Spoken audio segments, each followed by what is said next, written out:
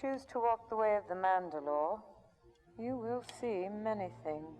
What's going on, everybody? Welcome back to the channel. Hope you all had a great weekend and hope that, your 3v3 is going better than mine. I know we're almost done with it, thank God. So, one more week of 3v3, then we get a break.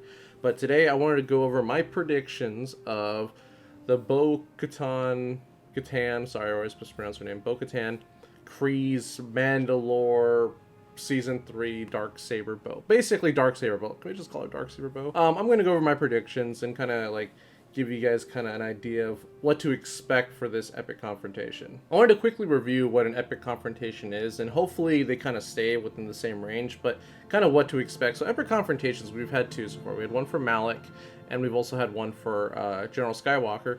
And these are kind of the requirements. Like, there's not really a whole lot of oddball requirements for Malik, in my opinion. It's pretty much all the Old Republic KOTOR characters, which that makes sense. And over here for Gas, we do have a ship battle, which I don't think we're going to get a ship one for Bo-Katan, but maybe we will.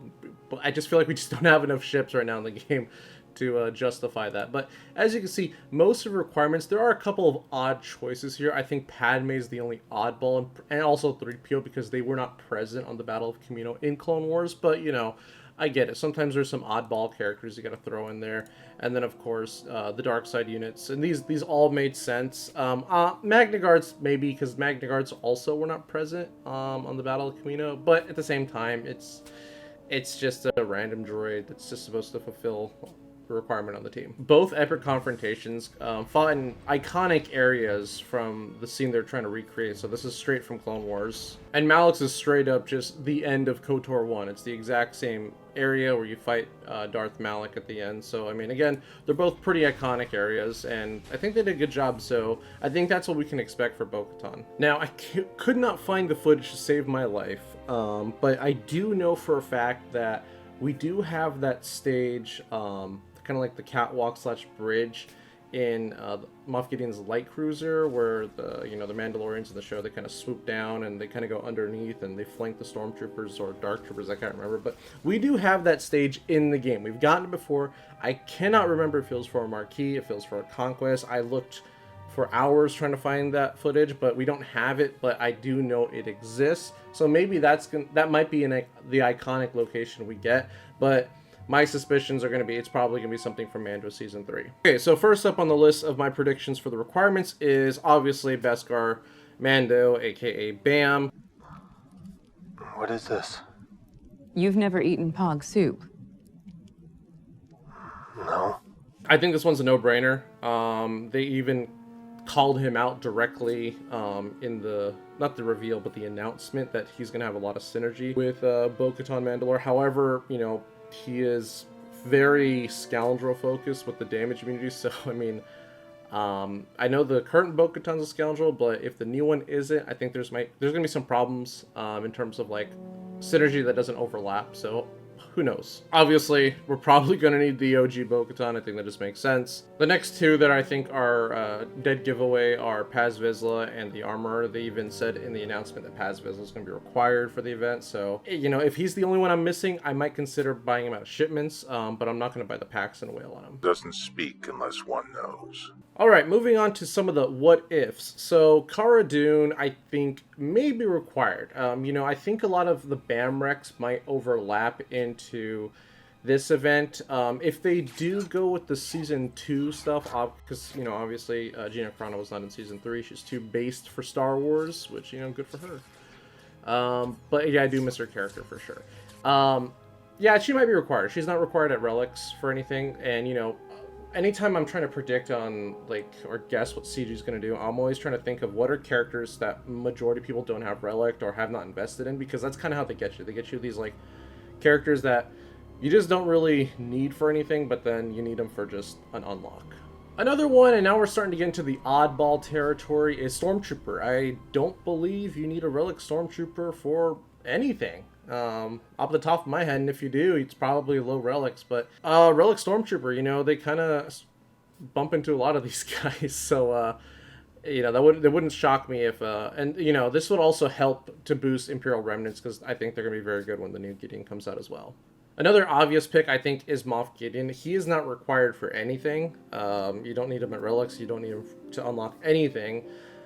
So, you know, I think his time has come where he's finally a requirement for something, and I think this is kind of a dead giveaway considering how many times Bo-Katan talks about him. Moff Gideon. Moff Gideon. Gideon. Moff Gideon. Moff Gideon. Gideon.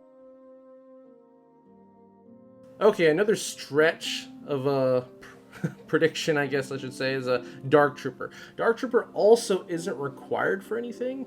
They are starting to push Imperial Remnant, so that might also, you know, kind of coincide with a Stormtrooper. They only interact with Dark Trooper really in Season 2, and they don't really even interact. I don't think Bo-Katan even interacts with the Dark Trooper, but, you know, they're in the same episode, they're in the same area, so maybe. And like I said, now we're starting to go into the area where everything's a bit of a stretch.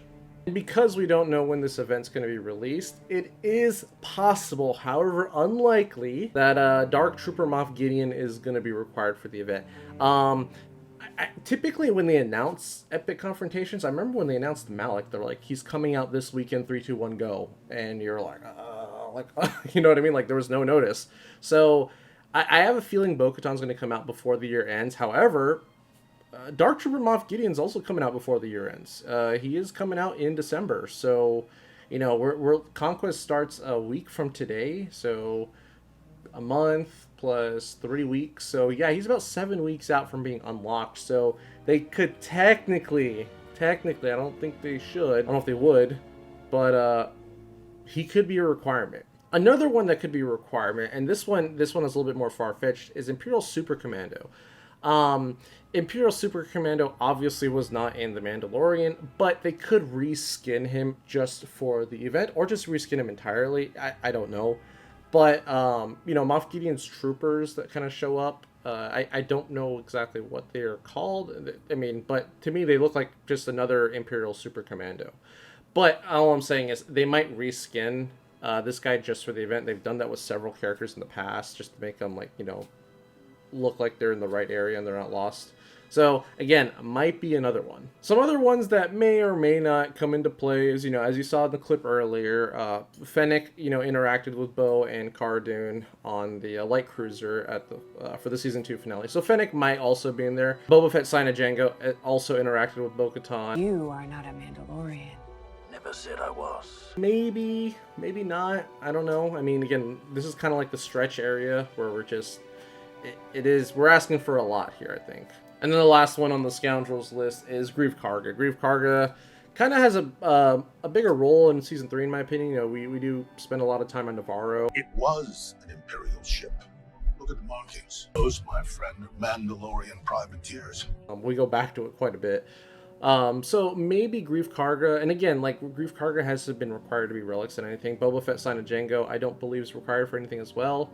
Fennec was required for Jabba, but maybe they'll ask you to put a couple more relics on her, which you should anyways. And the last two on this list are going to be Koska Vess and Axe Wolves.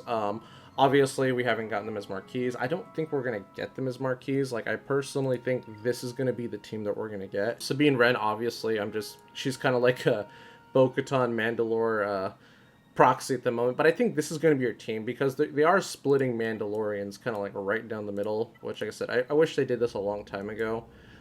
So we have enough for the dark side, enough for the light side, and then Django can go with his Seps because you don't need him for dark side. You can just run an Empire character instead. And then OG Mando can go with Bounty Hunters, and you still have your two teams of 5. So as much as I would love to see Axe Wolves and Koska Vess, I just don't think we're going to get them as marquees because then you're booting 2 people off this team, and they already called out OG Mando, Paz Vizsla for the team. I don't think you're going to lose Armor because she's really good with Mandos. And then Bo-Katan OG kind of, maybe she'll be good. Maybe she'll be decent. I don't know. But I really don't see you moving anyone off this team. Anyways, guys, those are my predictions for Bo-Katan Mandalore. Let me know down in the comments what you think. Do you think I'm pretty close? Do you think I am dead wrong? Let me know. Let me know what your comments are. If there's any characters you think that should be on this list, please feel free to, share your ideas. And if you enjoyed today's video, guys, please be sure to leave a like. If I've earned it, subscribe.